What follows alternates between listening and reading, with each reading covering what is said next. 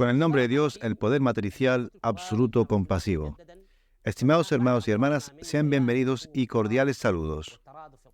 Volvamos nuevamente al fundamento sólido y la regla esencial sobre la cual se ha establecido toda esta investigación, que es la negación de la concordancia de significados o concordancia semántica.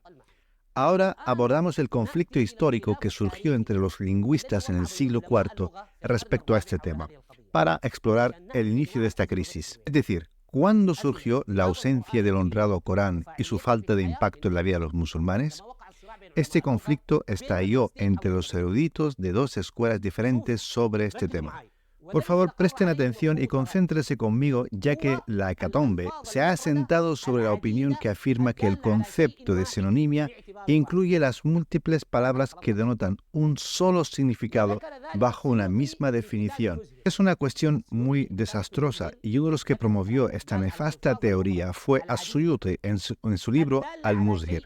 As-Suyuti dice en Al-Muzhir que las múltiples palabras singulares que indican un solo significado, y fíjense ahora en la hecatombe, son sinónimas porque se puede reemplazar una palabra por otra sin que esto afecte al significado. Aquí radica el gran desastre y la catástrofe que debe ser excluida del honrado Corán, ya que no se trata solo de una teoría científica, sino de un principio de fe indiscutible que no acepta dudas. Como lector, tienes la opción, y debemos esculpir los significados con precisión. Es decir, te presento esta afirmación y eres libre de elegir. Afirmar que es posible reemplazar una palabra por otra en el honrado Corán sin afectar el significado es imposible para el libro de Dios, tal como hemos explicado en nuestra exposición del concepto de variación en la escritura y sus implicaciones. Algunos eruditos han reconocido la validez de la sinonimia, ya que usan múltiples palabras para indicar una sola cosa o un único significado. Esto fue mencionado por Abu Sahl en su libro An-Nawadir, y también por el Fairuzabadi, autor de Al-Qamus al-Muhit, en su libro Al-Rawd al-Masluf, en lo que tiene nombres que llegan a los miles. Piensen ustedes en esta persona, es decir, el Fairuzabadi, quien desde las tierras de Fairuzabad vino a enseñar a la gente del Hijaz y a difundir el idioma árabe entre los árabes, que es el autor del famoso diccionario. Se menciona que hay algo que tiene miles de nombres, sin que exista una variación en los significados. El Fairuzabadi, en su libro Ar-Rawd al-Masluf, muestra que algunos objetos pueden tener nombres que alcanzan los miles, es decir, cada objeto o cosa tiene miles de nombres que lo definen. Y tiene otro libro en el que se dice que compiló 80 nombres para la miel.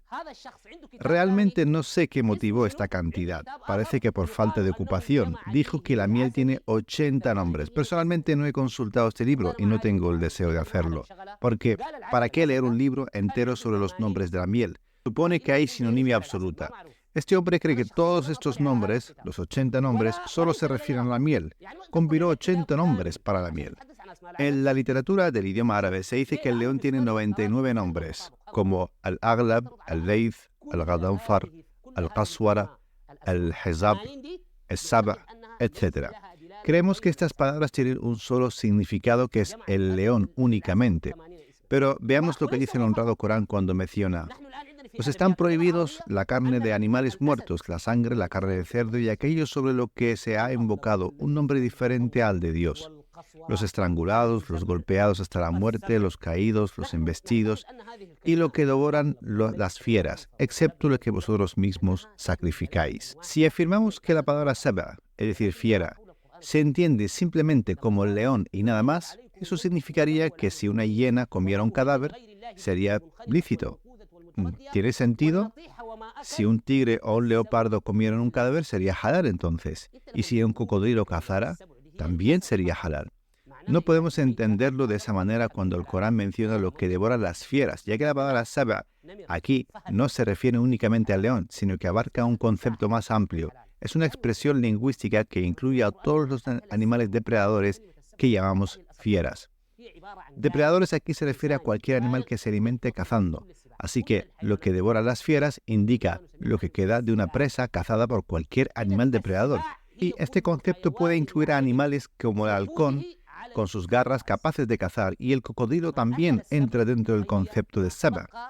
Entonces, este contexto refuta la afirmación de que estas palabras solo llevan al significado de león. Aquí me gustaría resolver esta cuestión de manera decisiva y sin lugar a dudas. Es decir, que el segundo grupo de lingüistas son los que están en lo cierto. Y esto no simplemente es una afirmación, sino un principio de certeza.